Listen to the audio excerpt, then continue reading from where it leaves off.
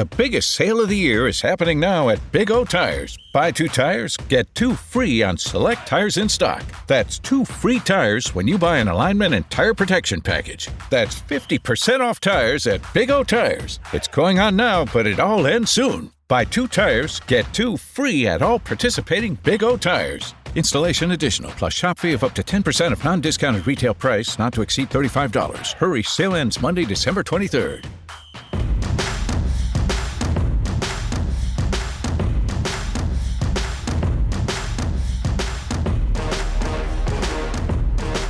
Chiefs was the topic on Facebook Live, now a SportsBeat KC podcast presented by Big O Tires. And that's where we were on Thursday morning, the Big O on Warner. It's December 12th, and Herbie Tiope, Sam McDowell, Vahe Gregorian, and Sam Mellinger joined me, Blair Kirchhoff, in talking about how these Chiefs handle the final 3 weeks, having already clinched the AFC West. We also talked up new Broncos quarterback Drew Lock, the former Mizzou and Lee Summit High star. And in honor of Lock's Buzz Lightyear touchdown pass celebration, the crew comes up with their favorite animated show, movie, or character. That was kind of fun. Links to the stories we discuss are in the show notes on kansascity.com and on the Red Zone Extra app. Thanks to Randy Mason for producing today's episode, and we'll be back on Friday with another SportsBeat KC presented by Big O Tires, where we talk sports in Kansas City every day. Welcome to Facebook Live Red Zone Extra, where we begin our 9:30 show. What's listed? 9:43. That's not bad. That's pretty good for us. Cover the spread. For sure. We're at Big O Tires at 7622 Warnell Road. Home game for Sam Mellinger, who's to our far left. Not too far away from Vahe Gregorian. Wouldn't know it from my time of arrival, but yes. Sam, first one here today. Vahe last. Well, second. Yeah, but I'm usually first. I don't count me. Oh, wow. That's arrogance. Of the highest order.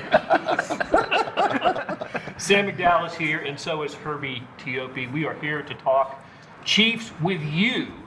Send us your questions, your comments, and we'll get to as many of them as we can. Guys, there's an interesting game this weekend with the Denver Broncos. We're going to talk. We're going to get to Drew Lock and his 2 NFL starts that have been pretty good a little bit later in the show. But let's talk about the Chiefs first and some of the issues with the Chiefs. First of which is their victory on Sunday in New England means, coupled with the Oakland Raiders' loss, means with 3 games to play, the Chiefs have clinched the AFC West for the 4th straight year. I believe this is the earliest they have done that. I was just thinking about that, and I'm pretty sure it is. In that time, in the 4-year stretch. Yeah, and it creates an interesting dynamic, which is where you're going. But, yeah. It does create this interesting dynamic that 3 games to go. They know the Chiefs know they're in the playoffs. They know they've won the division, so they know they're going to get at least one home game in the postseason. Andy Reid was asked yesterday, Herbie, how do you sort of negotiate this situation? It's kind of an odd place that the Chiefs find themselves in. I mean, you've got to convince your locker room to keep going, right? And yet they know one goal for the season's already been met. Yeah, but I think Andy Reid says nothing really changes in these last 3 games. You attack each week as if it's the past week. But the Chiefs had that T-shirt that said, "The West is not enough." And I think a lot of the players, well, actually all the players, know that there's more to this than just the AFC West.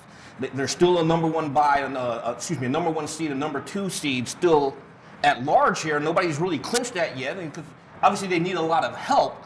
But sooner or later, they want to go beyond just winning the AFC West. Last year, obviously, they made it all the way to the AFC Championship game. They got a taste of that, one step closer to the Super Bowl, and that's the goal now.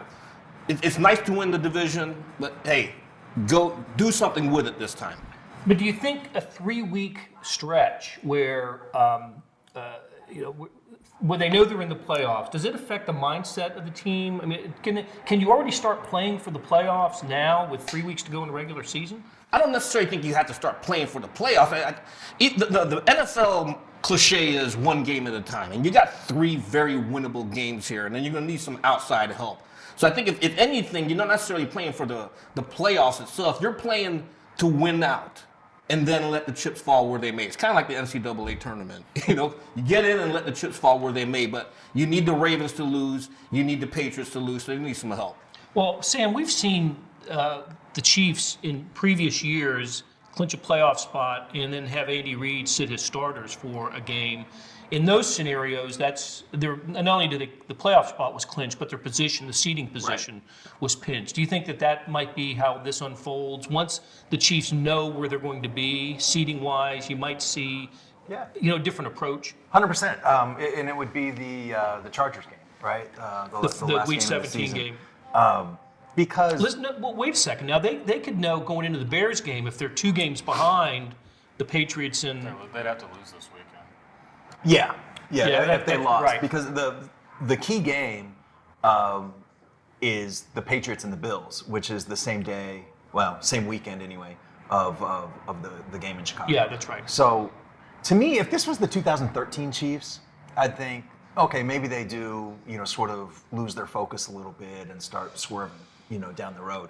But, it's a nice cliche, and it was a cliche. The West is not enough because the Saints. Do you see that? It had shirts that said the South. The South is not enough. Correct. Same font, same design, everything. NFL properties. Exactly. But I do think that this team, the West is not enough. It's been about the Super Bowl from the beginning, and in that way, everything that's important to them is still they haven't accomplished it. Not even a little bit. I mean, there was a nice celebration or whatever, coupled with a hell of a win. To beat that team in that building. But I think the number 2 seed, number 1, it's pretty shaky. But to get the number 2 seed, all they need is the Patriots to lose once, and that Bills game is the most likely. And then they can get a bye, and I think that's really important. So it seems to me that if the Chiefs go into Week 17 with their playoff position locked, then they will. We'll see Andy with make some decisions on personnel for that game that we've seen in the past, don't you think? Right, I think for sure. I mean, it's Andy is obviously a creature of habit. You can almost know that's the scenario. The twist on this obviously is that they're in, it's clinched, but you're still playing for something. To your question about whether it's sort of human nature to just have a little letdown, I think you do wonder that about the team. I mean, you're in. How fired up do you get to just think about a possible extra boost in your playoff positioning when you don't really control it? So it'll be a little bit of a testament to how just locked in this team is, how they played Sunday against Denver.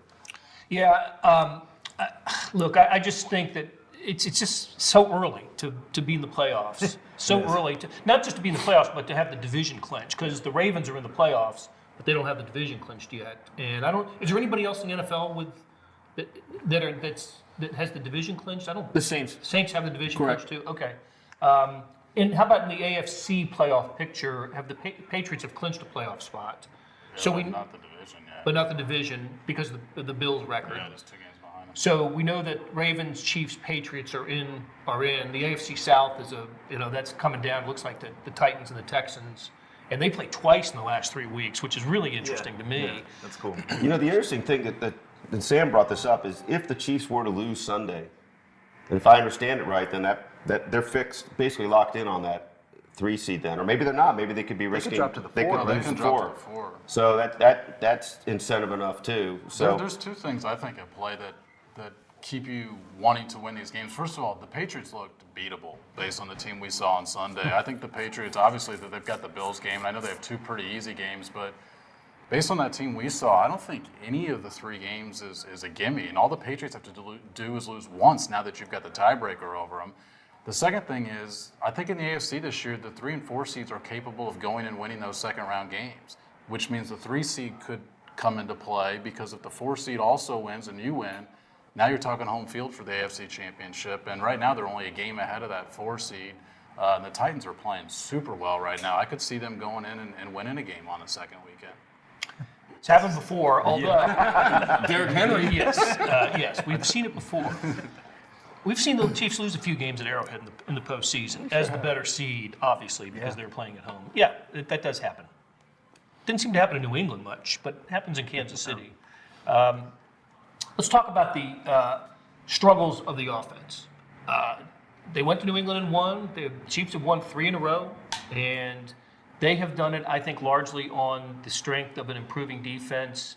But they haven't, except for the Oakland game, the Chargers and the Patriots, not capable of pulling away. The Chiefs apparently the better team in all 3 of the games, but in the close games, the better team, but not able to pull away. What's going on with the offense, Herbie? Well, I think against the Patriots, it's pretty clear Patrick Mahomes' hand injury bothered him. Even Coach Andy Reid said on Monday they had to pull back on downfield shots, and they kept everything short. Mahomes said yesterday his hand feels better, but that's a concern. It seems like every week, every other week, something's popping up there with the offense. I think if he's healthy, then you'll see it spread out more. But against the Patriots, you have to put the reason for those struggles is because they couldn't do what they normally like to do. Well, and they haven't been doing it. You know, they didn't do it before the New England game. And Vahe, you chatted with Patrick Mahomes about this yesterday, specifically about the struggles of the offense, and I thought he was pretty candid with his response. He really was. In fact, he sort of took it and ran. I mean, I just was trying to get a little feel for what he thought might be out of sync, and as he tends to do, he 2 things. He puts it on himself, but he's also level with you. I mean, and he sort of elaborated in ways I think that you wouldn't expect, and actually really spoke to. He didn't say he had happy feet, but he sort of spoke to a thing that we've noticed, which is he's been a little less settled in the pocket. 2 things with that. One, clearly, he basically acknowledged that he's still dealing with the knee and the ankle, but also this came up last year. He referred back to that he sort of loses some fundamental soundness, for lack of a better term, late in the season, and he suggested it's something that's sort of always been that way. I think the implication is you get a little worn down and maybe a little less disciplined, and just things that the wear and tear does to you. And he knows he has to work on that. If you do look at his games late last year, the footwork changed, and we've seen that happen now. Even the McCole Hardman touchdown, which was a pretty cool play, was a little different than one of those sort of typical Patrick magic moments. I mean, he did threw it off the back foot, sort of just seemed to be chucking it. You didn't feel like it was like some genius threading of the needle that you sometimes see on these special plays. And it can still happen that way, but it's not exactly Patrick as we've known him. It's another reason, though, an argument in favor of playing all your guys for the next few weeks, because they've got to get the offense back on track. And the only way you do that is game reps. And Mahomes and his receivers are the primary culprit right now. Yeah. I find this Mahomes footwork thing impermissible. I just think it's not allowed to happen and shouldn't be happening. Especially, listen, I jest, but listen, we've seen it when he's at his best. He's phenomenal, right? So my advice to Patrick: be at your best. You know, be Patrick Mahomes. What's going on with this? Is it the injuries, Sam? That's I think so. I mean, look, we're connecting dots, but I think those dots are there to be connected.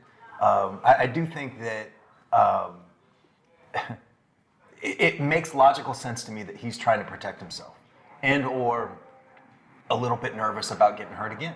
You know, there's something in that combination there, because there are times where, and it's not every snap. There are times where he steps up into pressure. There's times that he, doesn't bail the pocket, but it's too often he'll bail a clean pocket, or he'll bail a pocket, a second, just a beat, and that's all it takes before he has to, and he'll make plays harder on himself. I mean, it's still the one that sticks out the most. It's been a few weeks, but it was the Raiders game when he did the scramble to the right and then threw across the field, and it should have been picked off. And he did that a few times the other night or the other afternoon in Foxborough. He doesn't do it all the time.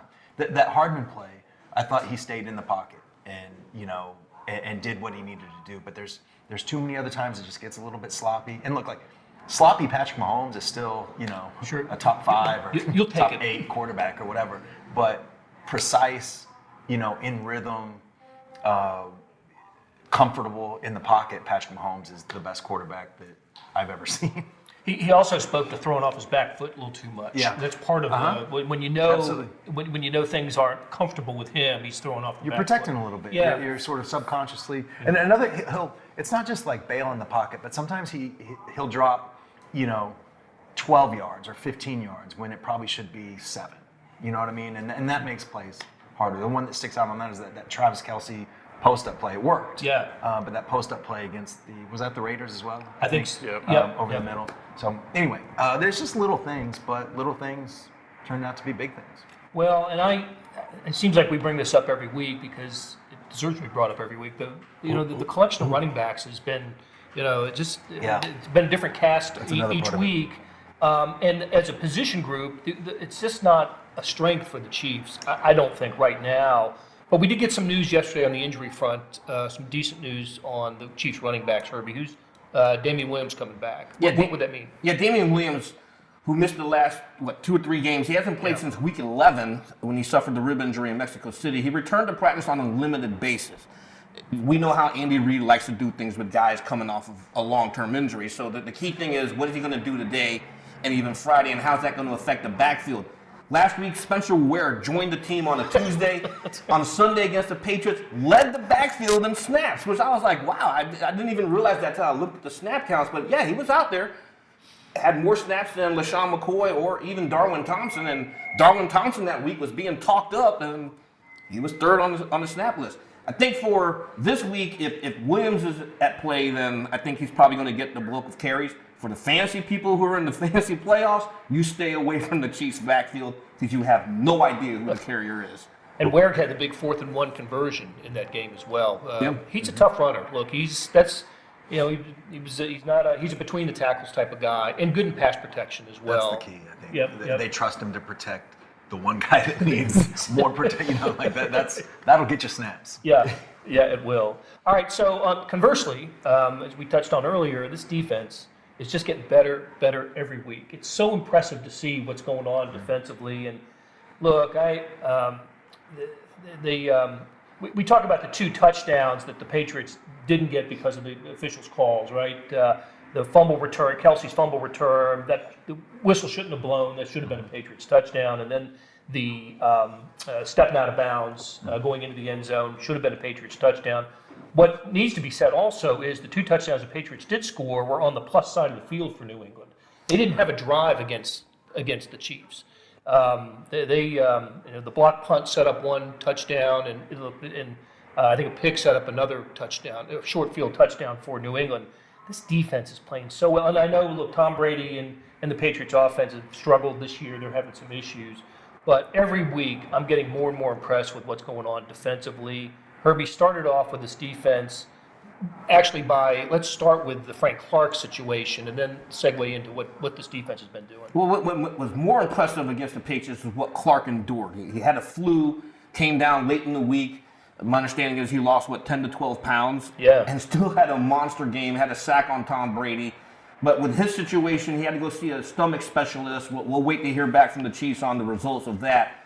But the fact that even with him banged up or fighting an illness, these guys are balling. They're absolutely balling. And what's impressive to me is all the interchangeable pieces they've had on the defensive line. Emmanuel Ogbah on injured reserve. Xavier Williams landed on injured reserve earlier, but they've been able to find guys to fill key positions. Alex Okafor returned last week. He had a sack against Tom Brady. Tano Passano, he's a guy who's actually impressing me too. 2 block kicks and 2 straight weeks. That's pretty darn good. And I've been doing this a while, and I can't remember when I've seen that. Right. So this defense, Sam McDowell here wrote about the secondary last week. They're really, really stepping up. Charvarius Ward, you wrote about him. I mean, the list can go on and on. But to me, when I look at this defense, what still concerns me are the linebackers. I just haven't seen enough there to really grab my attention. It's everyone else, though, and they're actually making up for that. I noticed Ben Neiman got a lot of snaps in New England. Was there an injury situation there? Or? It probably had more to do with the personnel packages. Yeah, I figured as much. Because Ragland only played 17 snaps. Right.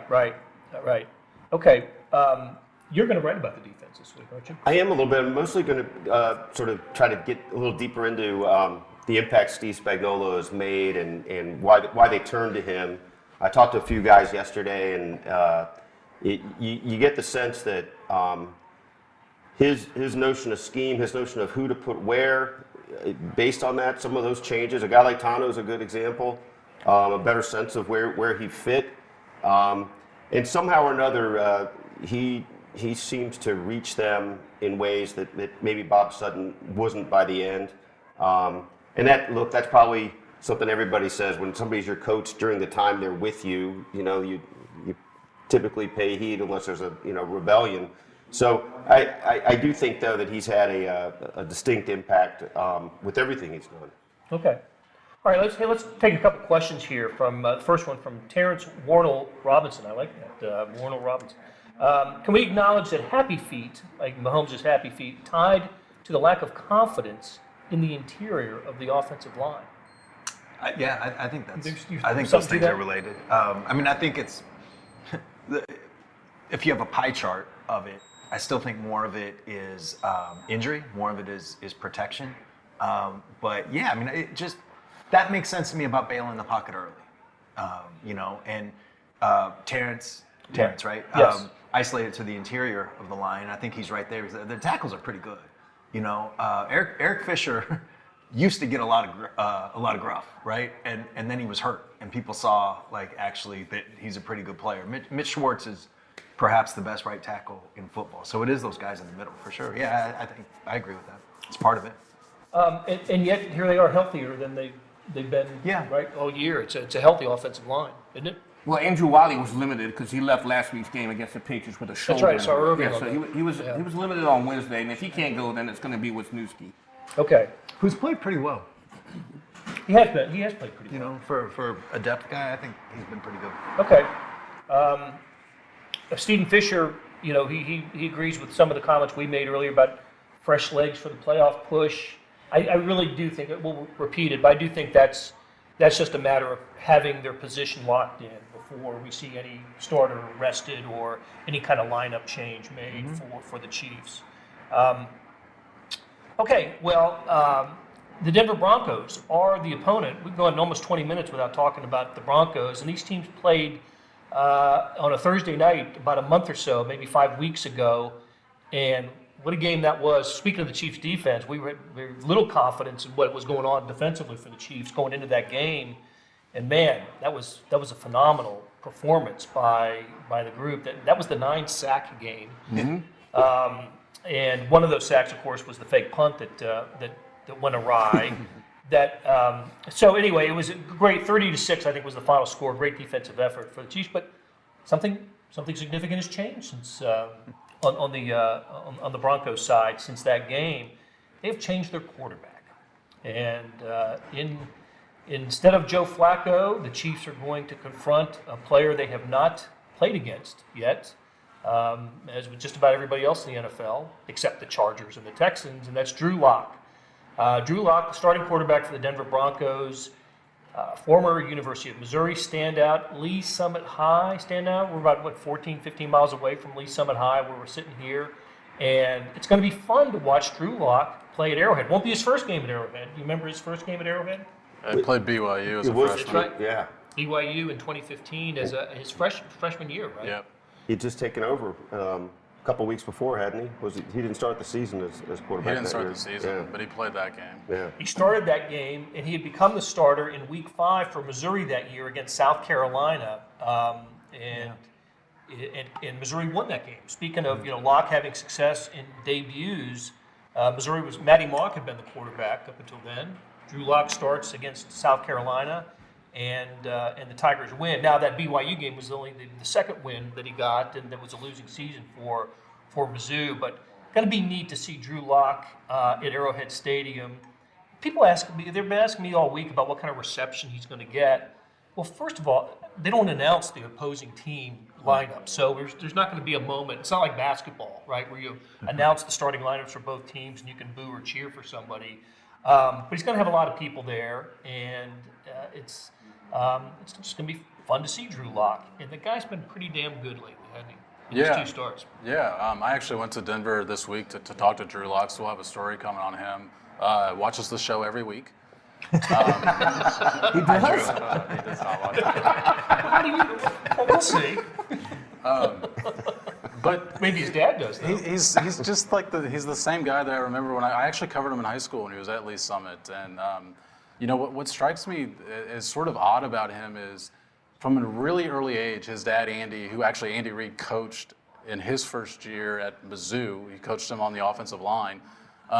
But he's sort of always been this superior athlete because he's always been taller, and I don't think he's ever gotten enough credit for his athleticism. I mean, he had Division I basketball offers from Mizzou, from Oklahoma. That Oklahoma team ended up going to the Final Four, by the way.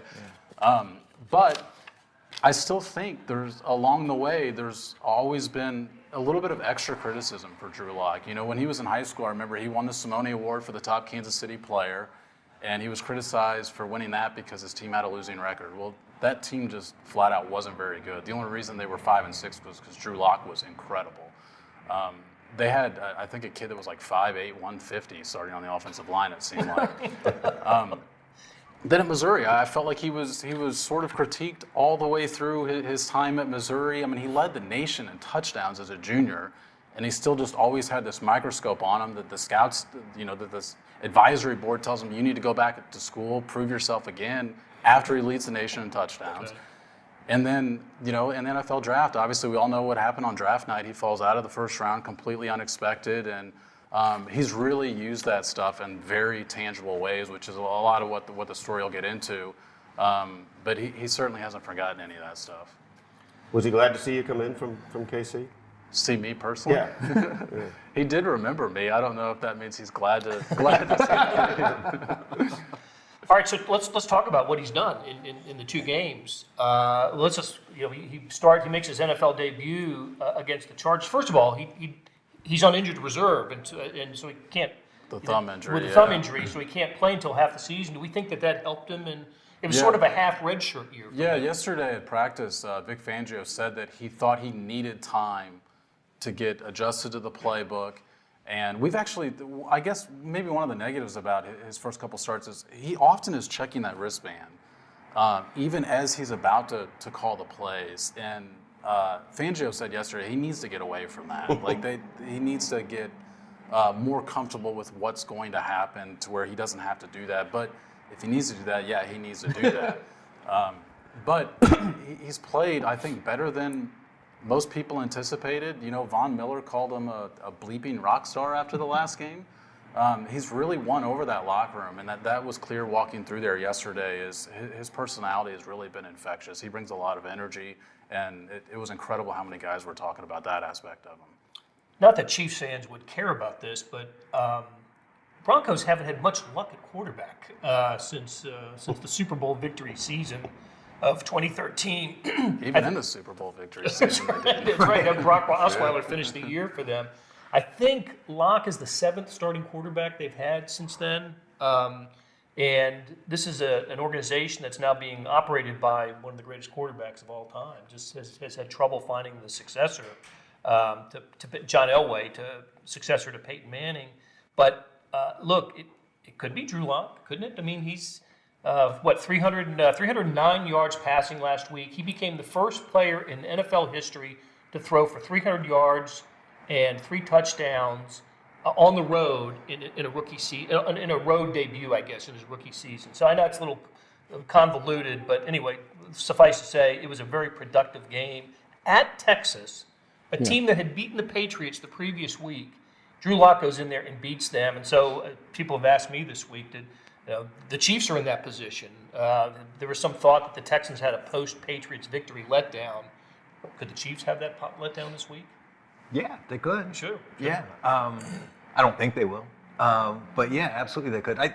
Drew Lock, and jokes about this being a low standard or maybe even funny, but he's the most talented, the guy that you could put the most hope in as far as quarterback since Peyton Manning that the Broncos have had. Young, talent, bright, focused, all those things. I mean, Paxton Lynch, Flacco, Osweiler, I don't know the other 4. Simeon. Oh, God. Trevor. This is a guy that you can imagine being their quarterback in 8 years or 10 years. A guy to build around. I thought he had a chance to be really good. he surprised me. I didn't know, like, right out the gate, you know, this good and this accurate. It's like 70-some% right, on completions. You know, that's been, you know, sort of the eye opener for me. He's been terrific. That was definitely the major knock on him, was the accuracy, Yeah. and his hands were too small to throw the ball accurate was a lot of what worried scouts. But yeah, the Broncos planned on resting him all year. I mean, John Elway came out and said that it'd be great if he could sit a year and learn. But it's clear when you've watched all three quarterbacks this season that he's by far the best on that roster right now. Yeah. You alluded to this earlier, Sam, but okay, so he had time to learn the playbook, time to get more acclimated. But I was amazed at how critical Fangio was early in the season. I mean, in the summer, going into camp, he was just ridiculing him. He was, yeah. What? I mean, is it as simple as now he gets what he's doing? I mean, what's I sort of happening got a glimpse of that being Fangio's personality, though. He's a little bit candid about that stuff when he critiques his own guys, which was actually kind of refreshing to sit through that. I think it also speaks to the head coaching inexperience of Fangio. Sure. You know, he's a first-time head coach too, and I don't think that I think it was ill-advised for him to say what he did about his, you know, a young quarterback who, you know, just trying to make it in the NFL, and you get your head coach kind of ripping you. In real time, I wondered if that was a poorly executed way of him sort of eliminating the quarterback controversy. You know, that Flacco's our guy because, you know, and instead of building the one guy up, he's pushing the other guy down. And I mean, Sam, you just mentioned this too. I mean, that takes some toughness, you know, like, and maybe it takes a guy that's been through a lot from high school to college and now, you know, okay, I've been hearing this forever. He needs it. Yeah. It's Yep. Okay. Reed Smith Heron wants to know about Frank Clark's status for Sunday. Look, we just don't know, right? Correct.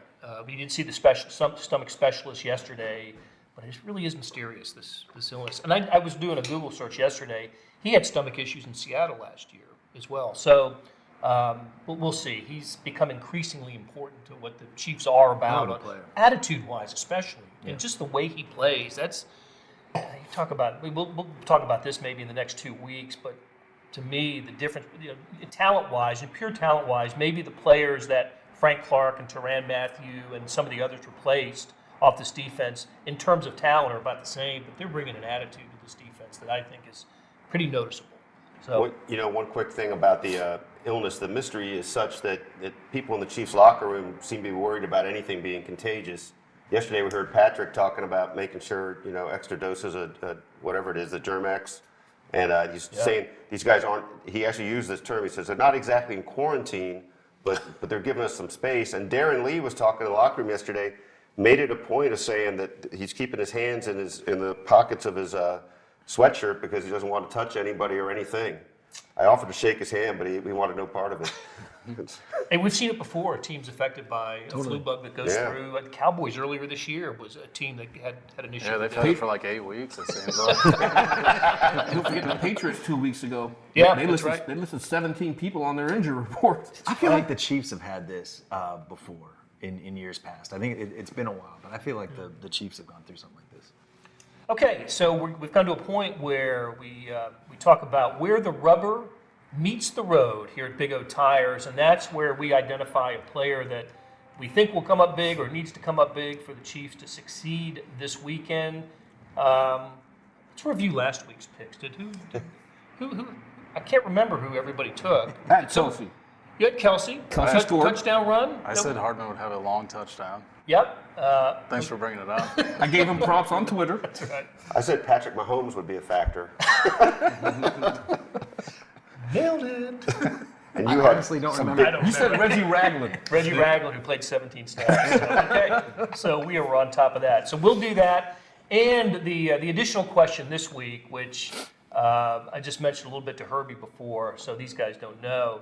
In honor of Drew Lock and his going to the wrist, like as Sam said, his celebration. What's his celebration? Yeah, Buzz Lightyear. It's Buzz Lightyear, right? Because his wristband is so gigantic, the offensive line gave him crap about it, so he's using it as Buzz. I actually have not seen Toy Story, but Apparently it is. So there's no surprise. No surprise. It is a Buzz Lightyear thing. There's Somebody asked him yesterday if Vic Fangio had not seen Toy Story, and his mouth literally dropped. Like he didn't even reply, and everyone started laughing because he was just shocked that he had never heard of Buzz Lightyear. Before Vermeil came over here to Kansas City, we had him in St. Louis, and his nickname among the media was Buzz Lightyear because of his voice is a little similar to Tim Allen in the movie, but also just kind of his attitude. So yeah, just trivia for you. Okay, so the additional question to who we think will star for the Chiefs this week is favorite animated movie, animated series, animation. It could be a cartoon. It could be. I'm already hearing the groan from Sam. You know you've got to give me time to research movies. He hasn't seen anything animated since like Garfield. That would qualify. He never saw Garfield. Do you even know who Garfield is? No, you wouldn't know. Never mind. Never mind. We always start with you, Herbie. Lovely. So let's. You always kick it up. This is also known as the candy corn segment of Red Zone Extra. So Herbie, pick to click or rubber meets the road. Who you got? I was going to take Vahe's guy with the pick six here, but I'm going to go with Juan Thornhill. Look, I know Drew Lock has played lights out, but you're coming in here and this Chiefs defense is playing lights out. I'm going to say Thornhill gets a pick six. Ooh, calling for the pick six. Calling for the pick six against Drew Lock. Yeah, well, there's no penalty for missing it, so that's the problem. We just gave Vahe grief for all season for that pick. No penalty. Favorite animation, whether movie, TV, character, series. There's a ton of them for me, but I'm going to go recent. I'm not surprised. Because I'm going to go with Alita Battle Angel. I love that movie. The panel here is looking at me, huh? Alita Battle Angel? This is right up my genre, right up my alley. It's science fiction, and it's a robot, and she's bad. Well, I can't say that word. She kicks butt. Okay, that's all you need to know. Alita Battle Angel can say badass. just came out. Is she badass? Is that what She's badass. Yeah, Alita Battle Angel. That's a badass movie. So check it out if you haven't seen it. All right, do you need more time to? Yeah, I'm probably gonna have to come back. All right, Vahe, what do you got? Well, I've been thinking more about the cartoon than when the rubber meets the road. So let me get that out first. I weighed the movie Up. Did anybody ever see Up? It's a really good animated movie. I did not. That's good, but and I also weighed Underdog. No, Underdog was for you For and our I. certain for our, generation. Yeah, certain age. Speed of lightning. But the one that's Sweet Polly Purebred. The one that still resonates today is Scooby-Doo. Always a winner. How so? Because the plot lines continue to get better. Really, no, mostly just because I've got a couple of nieces that call me Uncle Scooby because I do the voice a little bit. DVR this? No, I don't. Oh, wait. You do the voice. A little bit, but I'm saving it for another time. No, you're not. I'm like Therese, all right? I can't do by request. I just need to do it when I feel it. All right, so if you feel it any time here in the next few minutes, you answer to Scooby-Doo. So anyway, when the rubber meets the road, I'm going to go with Tyreek Hill. I feel like Tyreek Hill is just sort of out on the margins in ways we haven't seen him for a little while. And this is with the assumption Patrick's hand is, stable enough that he can throw downfield. But I'm looking for a big game out of Tyreek Hill. That's a good one.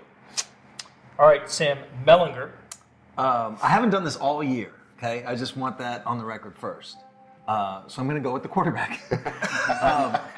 They've struggled. They've had C- at best games offensively 3 weeks in a row. And, when they're great, it's because of Mahomes. And I think when they're struggling, I think that's been the biggest reason. And a lot of it's health. Some of it's protection. But I think that, that's the thing that we keep talking about, right? Is can he be right? And can he trust the line? Can the line protect him enough? Can they be on time? Can they do all those things? So I think that would be the biggest development this Sunday if they can have a game where they score 40, but it's not like the Oakland 40. It's offense touchdowns. I feel very strongly about the animation, and not just because it's this time of year, but it's the Grinch, and it's both. It's the old school one. Have you seen that with Boris something or other? Karloff. Boris Karloff. It's like a half hour, and I've watched that like literally like every Christmas of my life. That was like a tradition growing I always up. like the little dog waving when he gets to the front of the Yeah, sled. oh, it's so good. It's so good. And also the one that came out in theaters last year. That wasn't the first movie. Was it Jim Carrey? Who was the Grinch in that? There was a one a few years ago with Jim Carrey. I Okay. think. Yeah. I think this was another one. This was new. Animated? The soundtrack is Okay. nails. You too. went without your kids? It was the first. I think it was our older son's second movie in the theater, and it was our younger son's first. And they just loved it. I mean, like if you go to a movie and you hear your kids like belly laughing Yeah. throughout the whole thing, like that's going to be a favorite. So it's Grinch, old, new, Oh, both of those. I feel very very good. strongly about this. Very good. This will be good.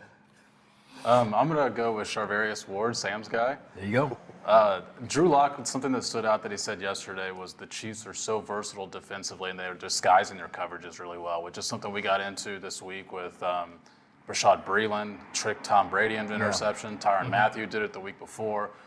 So he's right about that. And I think for a new quarterback, that's going to be a difficult thing to see that he probably hasn't seen yet. So I think somebody in the secondary probably gets him, and I think it's Charvarius Ward. Growing up, my favorite cartoon was Doug. Haven't seen it in years. The only like animated thing I can remember really watching and liking was the first Shrek movie. I was going to mention Shrek. Because I thought there were some subtle jokes for adults in that movie. It wasn't just a kids movie. How old were you, like And as 8? an I really don't watch 8-year-old, he was in Yeah. the adult references. I was in high school when that came out. I don't see Pixar movies or really any movies, but especially Pixar movies. I will say I used to love The Grinch. I used to always watch that. Didn't go by myself to see the new one in theaters, but not that there's anything wrong with that. Two of us. And by the way, you're going to see every Pixar movie in the next 5 years. Yes, you will, my friend. Are you gonna go see Alita Battle Angel? I've never heard of that, but I'll steer clear. Okay. If it's got your recommendation, it Oh, makes wow. me less likely to go out and watch it. Wow. I think it's going to be important for the Chiefs to get pressure on Drew Lock. I don't think that they're going to get Flacco-type pressure on Lock, but I think this defense has to stay aggressive and rattle the quarterback making his third NFL start and it's going to be in the most hostile environment that Drew Lock can be in. So pick a defensive line. I'll go Tano Passanio because he's played so well here lately. Could be Alex Okafor, could be Frank Clark if he's healthy, but a defensive end I think is going to have to, Chris Jones of course, anybody, but they've got to get pressure on Drew Lock and make him as uncomfortable as they can. When my kids were young, we always kind of relate this to kids. When my kids were young, really young, that's when Disney was releasing some of their movies for the first time. I'll just never forget watching The Jungle Book with my kids. The original Jungle Book. I still sing the song, whistle the songs from time to time. The bare necessities. Well, I mean, you made Vahe do his impression. It's whistle. Nobody wants to hear a whistle. But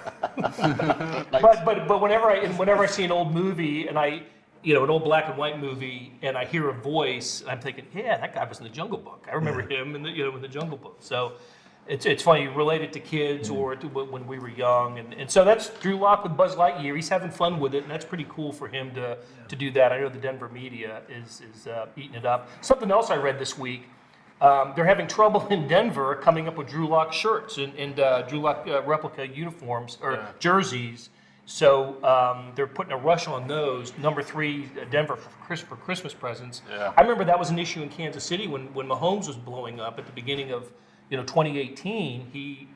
There weren't enough Mahomes jerseys in town. So the production's got to catch up with the I popularity. actually went to a couple stores just in free time to see if they had much Drew Lock stuff. They didn't have any. They had Von Miller jerseys and Cortland Sutton jerseys, and that was pretty much it. But a Target actually had a rack of Chiefs stuff in Denver. How about that? Which shocked me. It was all still there, though, so I don't know if they're selling much. All right, that'll do it for us. So listen, follow the coverage of the Chiefs, and all these guys have written some terrific stuff, and we'll get some great stuff coming up this week. I'm really looking forward to Sam McDowell's story on Drew Lock, and Vahe's column Sunday on the Chiefs defense and Steve Spagnuolo. Herbie every day in the Star and KansasCity.com, and Sam is phenomenal. Go back and read the Charvarius Ward story if you haven't. It's fantastic. So for Herbie, Sam, Vahe, and Sam, yeah, they're just not. Will we ever have multiple Vahes, you think, from this? I can only hope. Thanks for tuning in. We will talk to you again sometime Sunday afternoon after the Chiefs-Broncos game from Arrowhead Stadium. Thanks, Beth. Thanks, Sarah and Mike, for being here. Talk to you again soon.